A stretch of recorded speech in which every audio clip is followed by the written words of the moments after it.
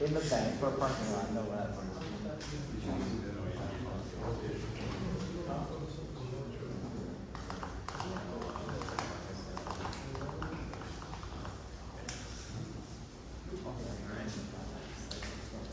So, hello everyone. My name is Parker. I'm the project manager of NST Transportation Consulting, and we are here to present to you our final design presentation for the modifications to the Northwest 4th Diagonal in Boca Raton. So, at the beginning of the semester, we came up with our team as well as our vision statement. Our vision is to optimize traffic and promote sustainable development while strengthening communities and preserving historical nature. So this is the team. As you know, I'm Parker Epler. I'm the project manager. I have assistance from the assistant project manager, Richard Bex Jr., and it could not be possible without our project consultants, Andrea, David, as well as Hal. So this is just to show you guys an idea of our project site and where it is located. This is we created a Google Earth rendering so you guys can see. So this is the state of Florida, as you all know. It's going to zoom into the city of Boca. And on the next step, it's going to show you Florida Atlantic University and just how it relates to our project and how close to our project site. Now you can see both of them showing in the rendering. It's going to zoom into the project site with the 4th Avenue intersections. All right, thank you, David, for showing us the location of the project. So the scope of our project is the City of Boca Raton has asked us to provide options, improvements to the Northwest 4th Diagonal as well as its corresponding intersections on the Boca Raton Boulevard as well as the 4th Avenue. So if you've ever been to both of these intersections on the diagonal, there are no stop signs at the northbound and southbound. But as you come in or out of the diagonal, there are stop signs at both, and this is not a suitable option as of right now, especially with the construction of the new Brightline station. We were tasked to create a design that kind of envisions all of Boca Raton, as well as provide site aesthetics and make it look pleasing.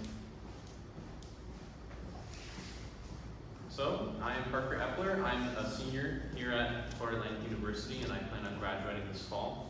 And I've spent some time here at FAU learning a lot about transportation engineering and taking some courses.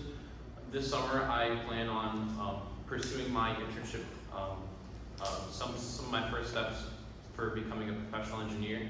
I will be interning at Code Consulting under a TSM&O internship so I can become more familiar with this field and kind of pursue some of my hopes and dreams in the field of transportation engineering. But over this time, I've become more familiar with Visum, Synchro, AutoCAD, as well as AIMSA.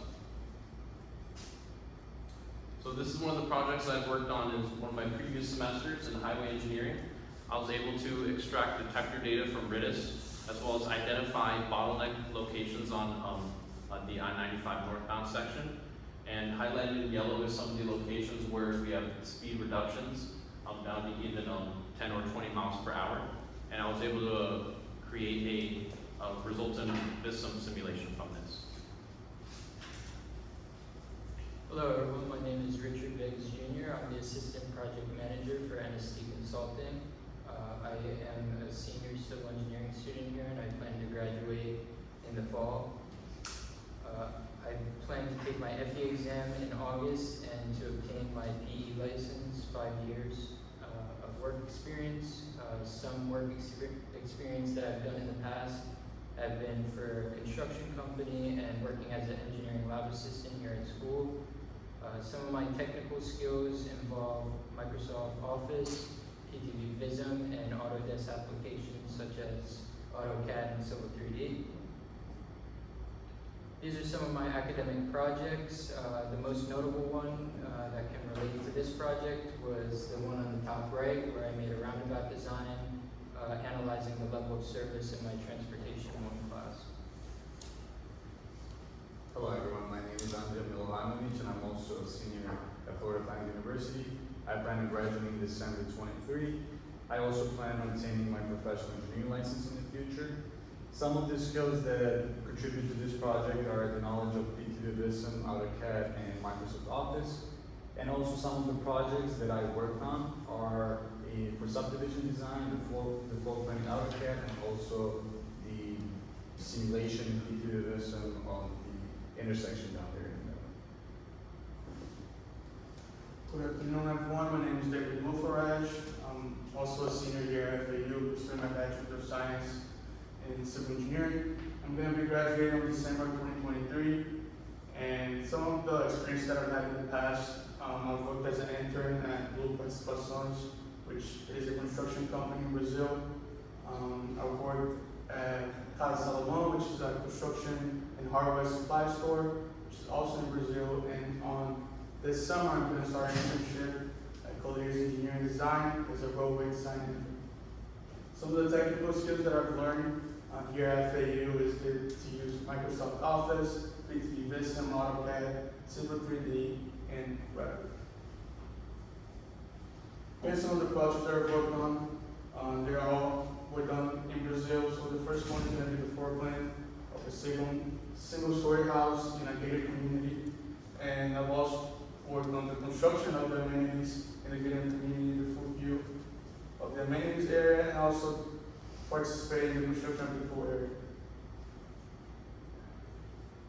Hello everyone, my name is Halmo, and I'm a senior engineering student at Florida Atlantic University, and I'm planning to take the FE exam in June, and I expect to graduate at the end of this year.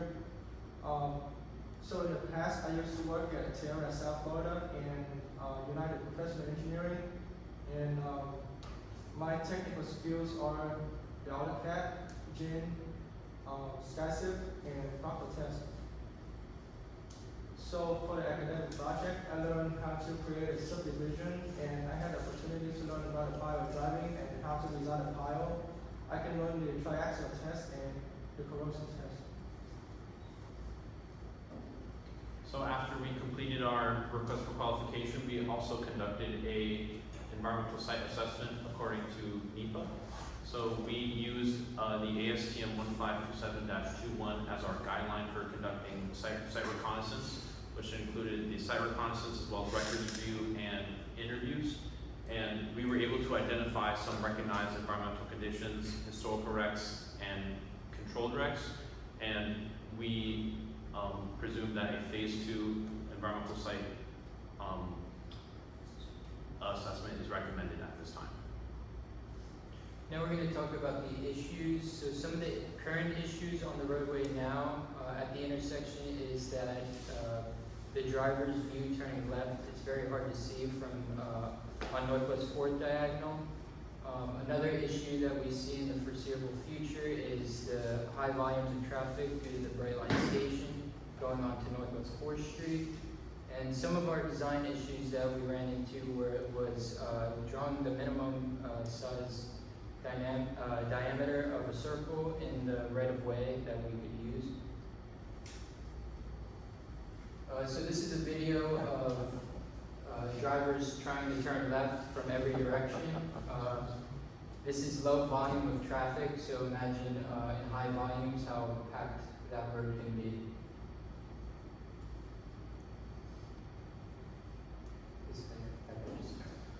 Now I'm going to talk about the right-of-way that we have in both of the intersections. So on 4th Diagonal and 2nd Avenue, we're going to have Northwest 4th Diagonal around 100 feet of right-of-way. And on Northwest 2nd Ave, it's also going to be 100 feet. And on Northwest 4th Street, it's going to be around 80 feet. So in the top section of the 4th Diagonal, we're going to have also around 100 feet on Northwest 4th Avenue. And on 7th Street, we're going to have also around 100 feet. So according to the codes of ordinances from the city of Boca, Northwest 4th Street Diagonal and Northwest 2nd Avenue are classified as secondary roads. And truck passing through the city without a destination, they can take the primary roads or State Highway A1A. And if trucks coming into the city from outside, they can take the shortest path to get to the point of the destination. So So now we're going to talk about the three options that we were looking at. Do nothing was our first option, which is just keeping the existing intersection. The second option was a traffic circle or a roundabout, and the third option was a traffic light. We obtained traffic counts on Northwest 4th Diagonal, Northwest 4th Street, and Northwest 2nd Ave. We stood on each corner of each road and obtained AM and PM counts in 1 hour intervals. This was the counts we got for 7 a.m. to 8 a.m. These were our morning counts. We saw the most traffic on Northwest 2nd Ave, going northbound and southbound, to be approximately 200 to 280 cars. Northwest 4th Diagonal and Northwest 4th Street didn't really see too many cars going left, right, and straight through, and the red boxes show where we each stood on the road. These are our PM counts. We saw more traffic on Northwest 2nd Avenue. It ranged from 300 to 500 cars approximately. And Northwest 4th Diagonal saw more cars turning right onto the Northwest 2nd Ave, and not many cars going straight through. So as mentioned, the do nothing option is our existing intersection. So what we did, we took the counts that we collected and we implemented it into the simulation in PTV Vism. Also the counts that we get for other two solutions, we're going to compare it to do nothing option and see if it's better or not. In the next slide, you can see this is the conflict points. We show our safety as of right now, and you saw in the video. The next slide, that says the level of service that we got from the simulation after running it for 1 hour. You can see that the most level of service is A and B. The next option was traffic light. We implemented the pre-timed traffic light on all 4 roads connecting the intersection. After also running simulation after 1 hour, we found the conflict points. On the next slide, you can see there's plenty of them. And after 1 hour, we also got the level of service, which showed to be very low in C's and B's, mostly C's. And the last option, the main option, is the traffic circle of the roundabout. The roundabout is the type of circular intersection where traffic flows in one circle around the central island. The average single roundabout can take up to 1,800 vehicles per hour. And after running the simulation also for an hour, we got that conflict points, there's not a lot of them. And for the level of service, after 1 hour, as you can see, there's all A's, which gives us a good level of service. So after we modeled in Vism, we were able to run an alternative site analysis. This was completed to see what the most suitable option was. The criteria that we chose was traffic efficiency, safety, and maintenance. How we measured the criteria, so with traffic efficiency, we took the level of service and got an average grade after running that simulation. And with safety, we chose the amount of conflict points. And for maintenance, we chose how much it would cost to maintain the site annually. And we ranked them 3 equals the highest, 1 is the lowest, and then the weight factors were 5, 3, and 1. So this was our matrix for safety. We found that traffic lights had the highest conflict points, while traffic circles or roundabouts had the lowest. For traffic efficiency, we took the grades. We found that traffic light was, again, the worst, averaging B through C, and traffic circle had all A's, so that was the highest again. And then for maintenance, we found the annual cost. So for do nothing, we found that it was less than $1,000. Traffic light was $8,000, and traffic circle was $2,000. This was our alternative analysis matrix. As you can see, the weight is shown. The parentheses is the The number in the parentheses shows the weight factor times the rank. And as you can see, traffic circle was a clear winner. Then we ran a sensitivity matrix where we changed traffic efficiency to be the highest priority over safety. And we got a traffic circle to still be the best option. So after comparing all these different options and taking into account safety, which is very important, operational performance and maintenance, we found that out of the three options, the roundabout was the best option. So here are the benefits of the roundabout. So roundabout can be used to connect on the intersections, and very equivalent to provide a safety and reduce the crash rate and fatalities. So as we get some more knowledge, right, on roundabouts, it's important to know some of the different factors that contribute into a roundabout. So we have a splitter island, which comes onto the approach of the roundabout as well as you leave, and the inscribed circle diameter is actually from the edge of one splitter island to the other. And we also have the central island, which is the actual center of the roundabout, and the truck apron is actually a little lip above the road that allows trucks with wider turning radiuses, or might not have as much skill, right, going around a tight turn for roundabouts, to be able to make this turn without causing any damage to the roundabout or being able to obstruct the road and cause accidents. Now we're going to talk about the design specifications that we use in order to design our roundabout. So we use the design manual, section 213, named Modern Roundabouts. And there we found that the minimum radius for the roundabout was supposed to be 45 feet, with the apron length around 5 feet. And we also going to talk more about the splitter islands and how it differs from each road.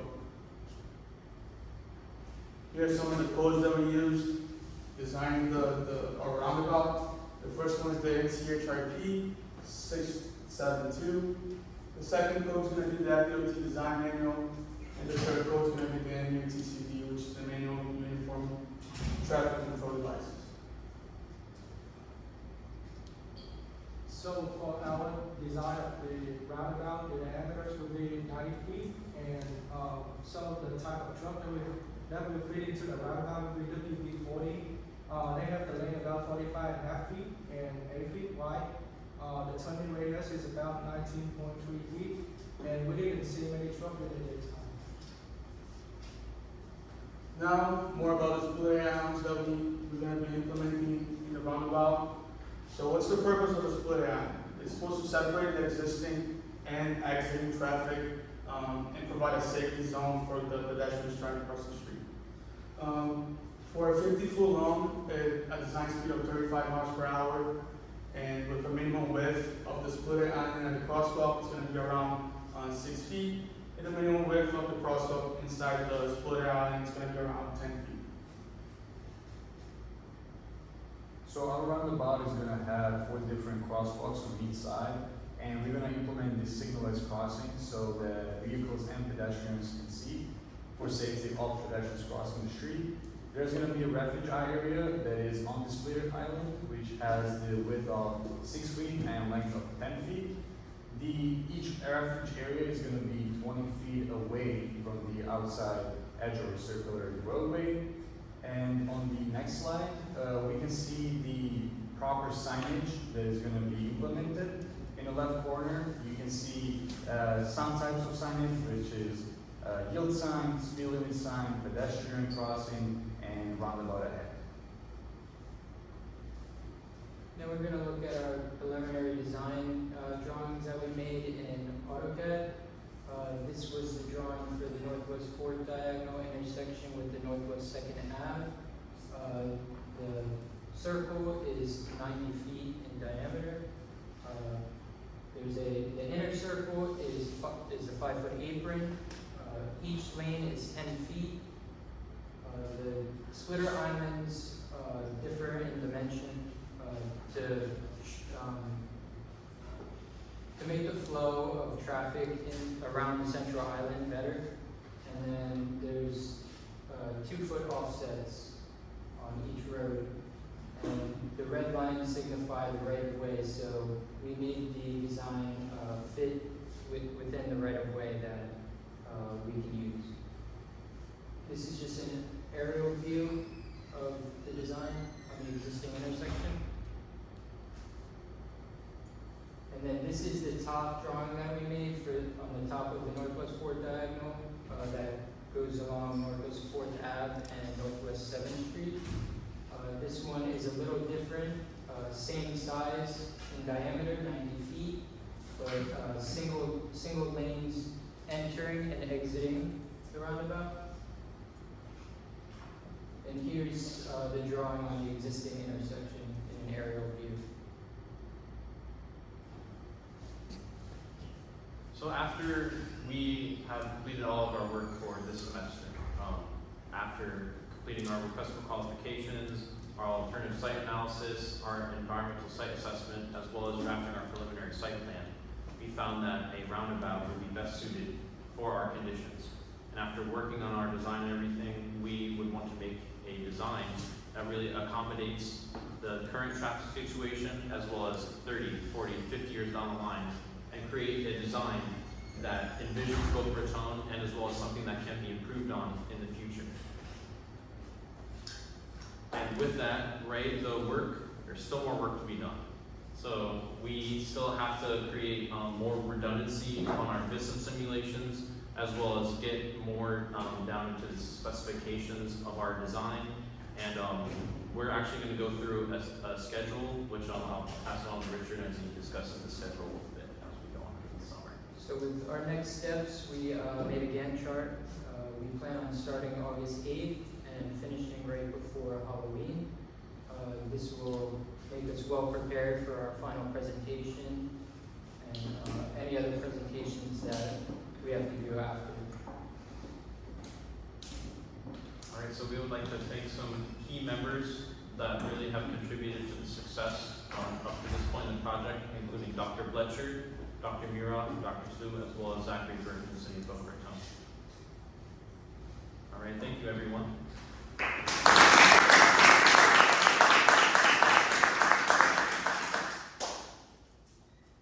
Cool.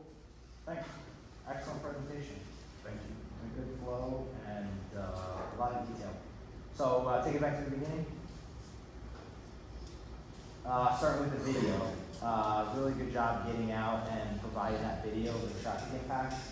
Of course, especially in the public arena, those, you don't have to bring a video back up. Just, those visuals are really helpful for how you're trying to present the challenges that are before you and really convince an audience, there you go, that you got a problem. I mean, that's something where, especially in public government, you can see from the initial analysis, the do nothing, also presenting that, you know, there's always a challenge of when you're in the engineering field or anything, there's the presumption of like you're going to solve a problem, but maybe there's not. Maybe solving the problem isn't the right answer. So I think the visual cues and those elements provide the challenges there because the bright line is obviously just started, but a big complaint that I hear from a bunch of people is when are they going to have more trains? So I think it is just in its infancy of utilization, and so as that staff is expecting as that wraps its up, these issues with 95 and a lot of the collectors and interconnected roadways around Brightline are going to intensify as well. So good stuff with the video. Right-of-way map. Just for that, my comment on that is it's very likely that in a kind of a dialogue or debate about it, we'd be coming back to that that slide. So I put big numbers for those. You got the right-of-ways down?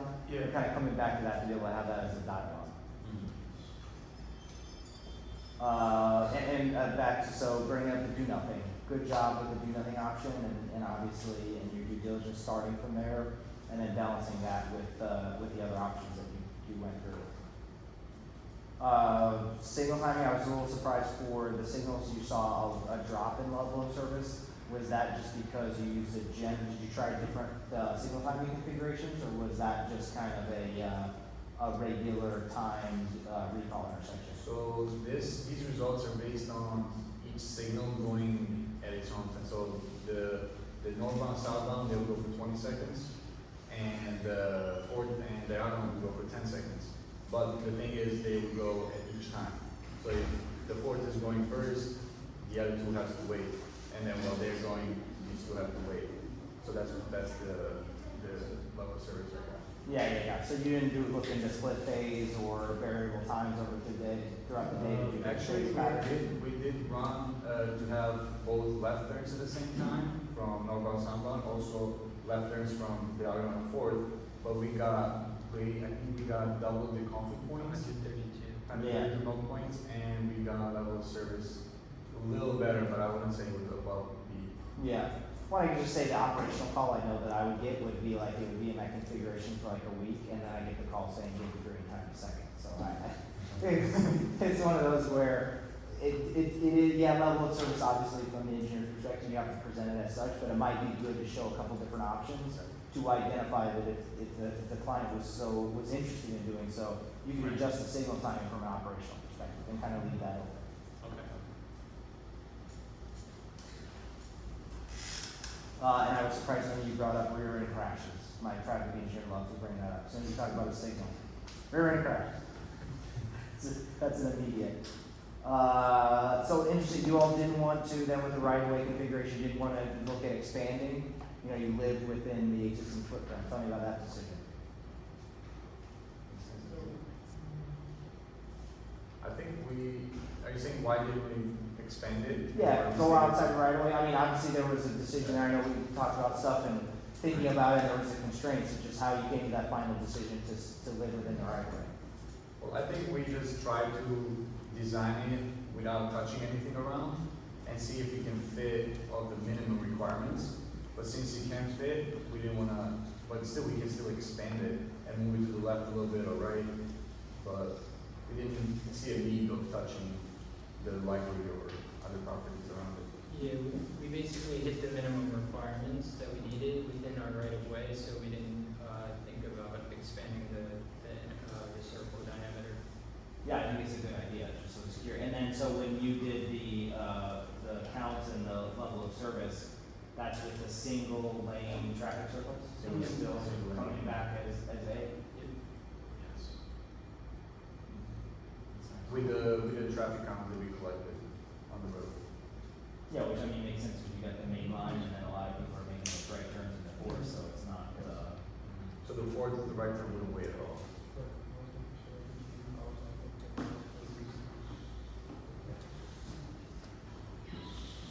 And do you think there would be any option if there was the request to put in a 2-lane roundabout? We would have to make, we would have to cut into the right of way. Yeah, that would be right away occasionally. But also it's possible to move it a little bit to the left up, Yeah, we should- so that we don't get into the library, since the library, we don't want to touch the library. Right. But we can touch the properties to the left a little bit and then expand it. We do have to run it. And then how about trucks? Did you actually get a full truck simulation and run through? So what I did, I put it as a vehicles, all types of vehicles on simulation where you select each vehicle, what type of vehicle. Yeah, W60, Yeah. W60. So I selected all possible vehicles, buses and cars, yeah. No bicycles. And during the traffic counts, we only saw like 2 trucks. Yeah, we saw one. 2 trucks and then 1 school bus. It only has to be one. The truck went through Second Avenue north of the city when DOT closed the roadway and just tore up all the traffic circles there. And so you've got the apron, it's the roadway and then the apron within that, so I'm seeing. Yeah. So yeah, so you have that expanded, which is really helpful. Yeah, so is that 1%? We tried to make, on this, like, we tried to make these like designated right, turns, so they wouldn't even have to touch, going around the central island, Yeah, on each side, on, this road, and then off North Road, Fourth Avenue. yeah, that's what. Yeah, so it'll be easier, less accidents could occur doing it like that. And whoever's coming from the inside of the roundabout, we made it to be a 2-lane, so we did 1. Yeah, I got it. That could be a conflict. All right, I'm here with my bike helmet and my bike pump. I'm passionate. And there are bike lanes on Second Avenue. What happened? Where do they go? That we did not consider. Right. Not yet looking into. You get We bike have that done by you'll get bike 52. pumps so much. Yeah, that we have to. We do have some space, so we'll get it. Yeah, I mean, I will say in the event that you do, that full evaluation is work, I mean, bike, obviously, traffic circles provide that additional benefit for slowing speed down for cyclists and other things, so there's enhancements, and worst case scenario, you can slap a Sharo in there and, you know, make it a fun for all bikers, but still, for sure, something, as, the city looks at Vision Zero and has adopted that plan, that would be something that would come up for sure, in both that and Fourth, Diagonal. Especially around Brightline, there's, obviously a lot more, cycling activity and other, uses there. That was it? Yeah. It's funny seeing this with my senior design. I also did a roundabout. Was the NFAU in front of Henderson? I don't know if that was like years ago. One thing, I don't know if you guys look at the offset of the circle as far as visibility, because I see that's kind of a weird shape intersection. Is that an issue, like for site view, like for the vehicles being like the offset of the circle? It's definitely an issue with how the intersection is designed, so. Yeah, As we far might want as- to. I'm sorry. As I might want to check, like if there's requirements, you see when the circle is offset of the intersection, you know, so you don't get too down far in the design and then see that maybe you don't meet that criteria. Yeah, well, it's definitely going to be a speed reduced area, so they'll have enough time to be able to get used to it and stuff, because there's also like the DDI, and then that's kind of like a learning curve with all the drivers coming into that, so that's also something that we consider though. And the other thing, the other comment here I made, maybe make a double lane through the circuit. I noticed like the high volume is going north and south on Second Avenue, so